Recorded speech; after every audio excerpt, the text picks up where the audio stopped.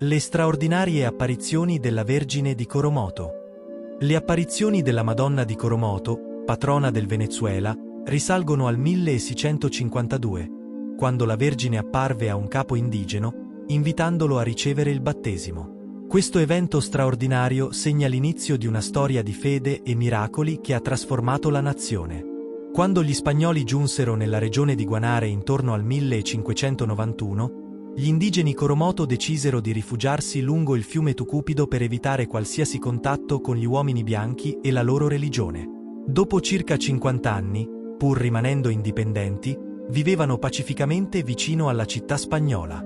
Ecco come sono andati i fatti. Nel 1651 il capo dei Coromoto e sua moglie ebbero una visione straordinaria presso il fiume.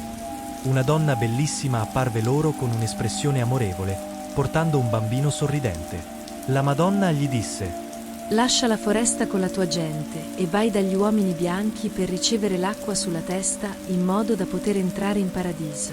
Colpito dalla visione, il capo dei Coromoto decise di obbedire al messaggio della Madonna, conducendo la sua tribù verso il battesimo e l'istruzione cristiana.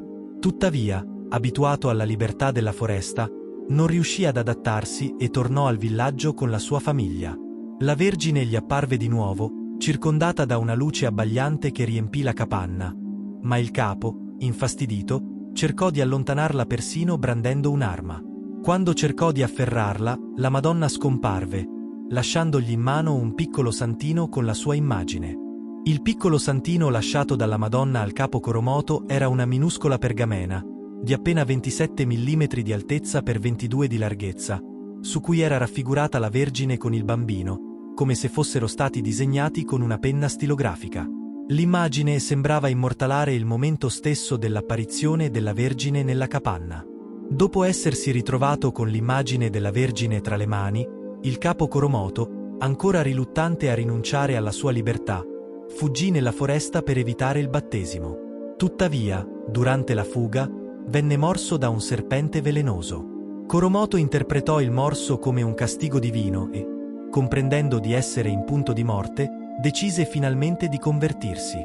Un creolo di Barinas, passando lì per caso, gli amministrò il battesimo, come è consentito in casi di estrema necessità.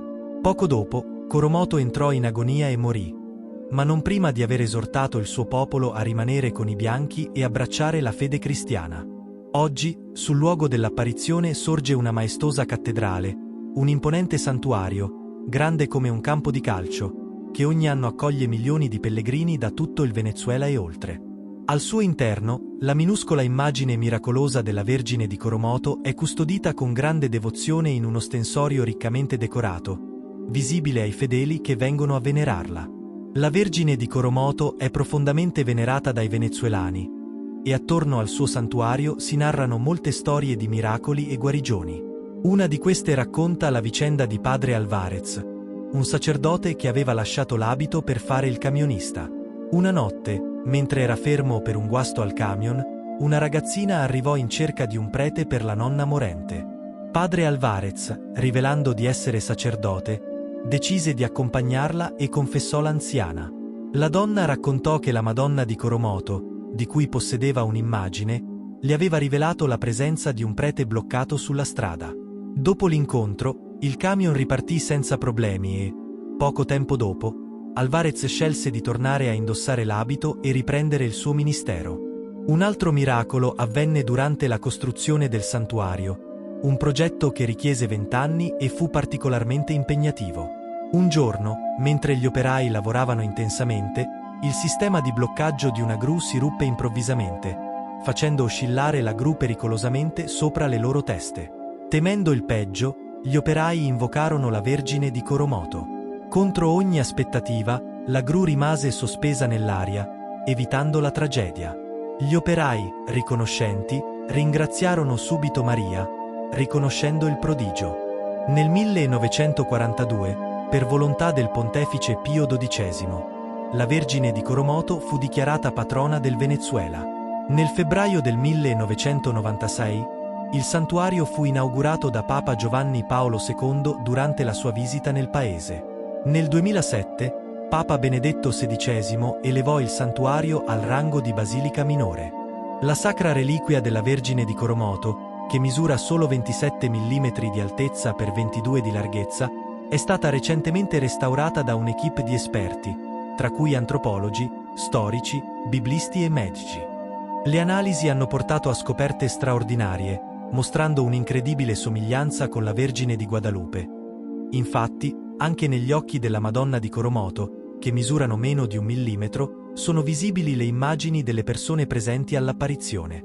La precisione del disegno, la sua perfezione e i dettagli negli occhi della Vergine hanno portato gli esperti a concludere che l'immagine non può essere stata realizzata da mano umana. A questo proposito, va detto che non ci troviamo di fronte a una semplice reliquia, ma a una vera e propria mariofania, ovvero una manifestazione della Vergine vivente.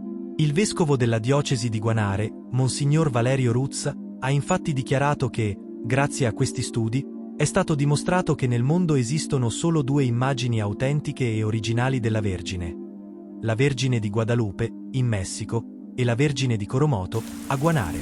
Nel prossimo video ti sveleremo le straordinarie scoperte fatte sull'immagine che la Madonna ha lasciato nella mano di Coromoto. Metti un like e iscriviti al canale per non perdere questo emozionante aggiornamento, che ti lascerà davvero senza parole.